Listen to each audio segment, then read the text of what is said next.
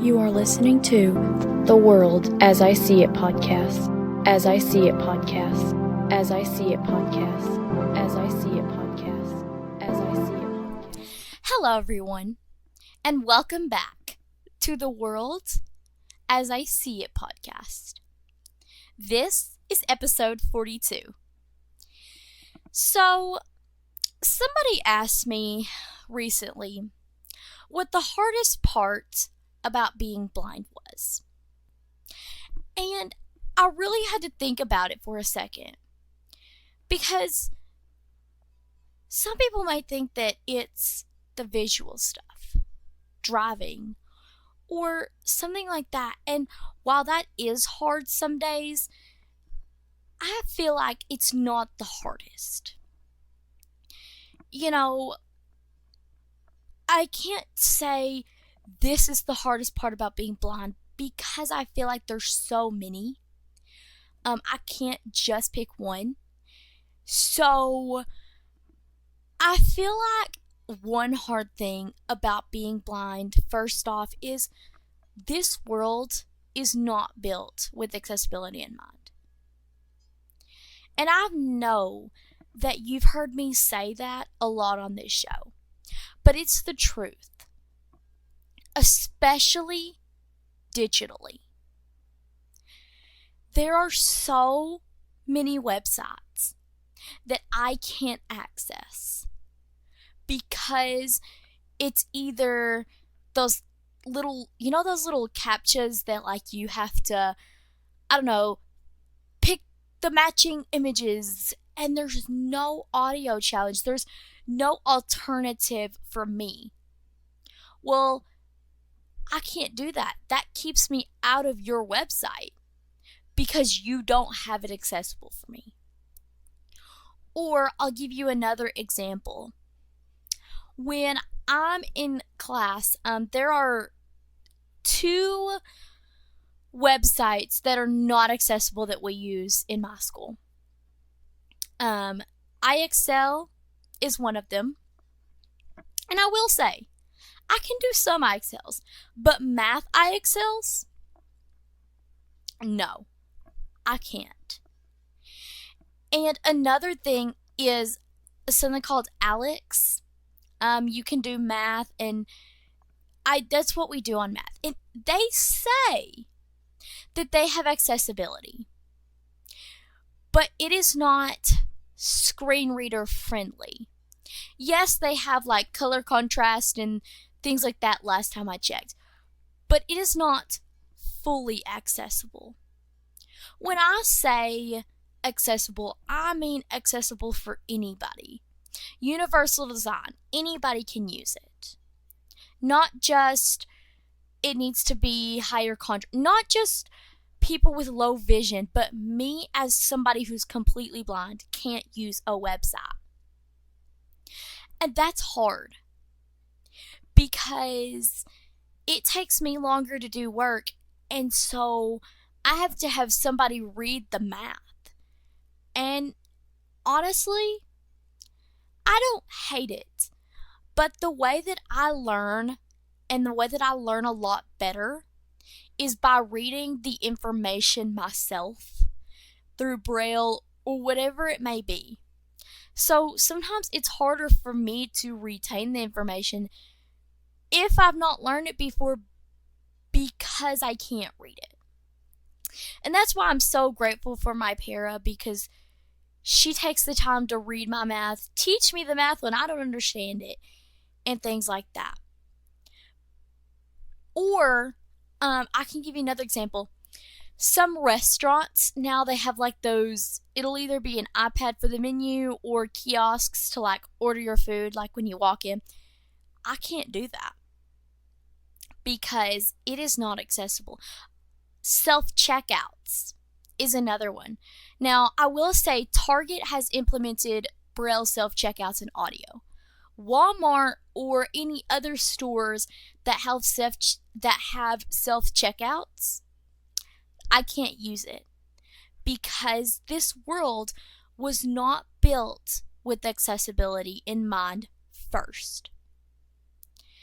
And, that's hard some days because I want to be a very independent person. I want to be as independent as possible. So when a digital thing does not work, or when there's a wall or a barrier in place, I can't do it, and it takes away my independence. And that's hard some days because I want to be super independent as possible. And so sometimes when digital walls are there and my technology can't access it, it's hard because I have to rely on other people. I think that another thing that is hard for me is social events. So we'll put this in perspective. If I am in a room with a bunch of people and I'm just kind of hanging out, it's the body language, it's the waving, it's the talking without introducing yourself. I don't know if you're talking to me. I don't know if you're waving at me because I can't see you. And another big thing is if you want to shake my hand and you don't say anything, I feel like it's awkward for the both of us because you're just standing there with your hand extended and I'm just like, well, I don't know any different, so I'm just like, just chilling, and then you're probably thinking, well, that was awkward. And so sometimes if I meet somebody new for the first time, it's hard. Or if I'm in a room with a bunch of people, it's the nods and the looks that I can't see. And that's hard.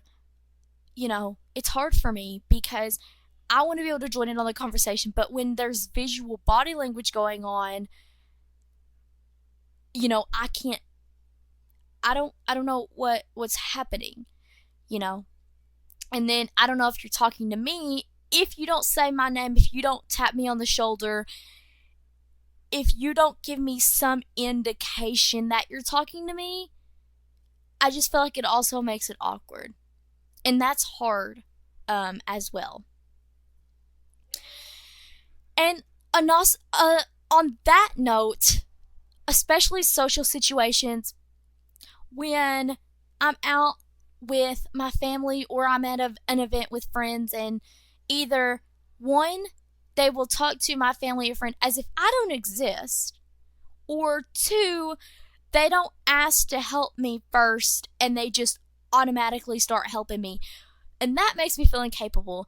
And look, I know how to advocate. That's not the problem. It's the fact that they're talking about me or they're asking questions that I should be able to answer, but to whoever I'm with. And that's hard some days because it's hard because it's frustrating. And I'm not going to sit here and say that they understand because I think that they mean well. I'm not saying that they don't. It's just one of those things that's hard for me personally. And, just because I say all these things, it does not mean that my life is tragic. I walk through this life by faith, not by sight, as you guys know. And yes, spiritually, because Jesus is my Savior, but also literally, using my cane and doing all the things. But on the days that it's hard, I've got my determination and I can advocate for myself when it is hard. And blindness isn't hard every day. There are just some days where it's harder than other days. So, thank you so much for listening to my perspective this week. If you have any questions, ideas, or feedback, I want your guys' feedback. Because this is you're listening to this podcast. What do y'all want to learn more about? Email me. Like, seriously, nothing is too big, nothing is too small, no idea or question is too big or too small. Please, if you have a question, I don't want it to get unanswered because you were hesitant to reach out. Please reach out. I want your feedback. I want your questions. I want your ideas. Whatever you want to know, whatever feedback you want to give me, constructive criticism, whatever it may be, please don't hesitate to put it in the comments down below if you're on YouTube. Or you can send me an email, and I read every single email. My email is theworldasiseeitpodcast@gmail.com. Again, theworldasiseeitpodcast@gmail.com. And if you found this episode interesting, please don't hesitate to share it.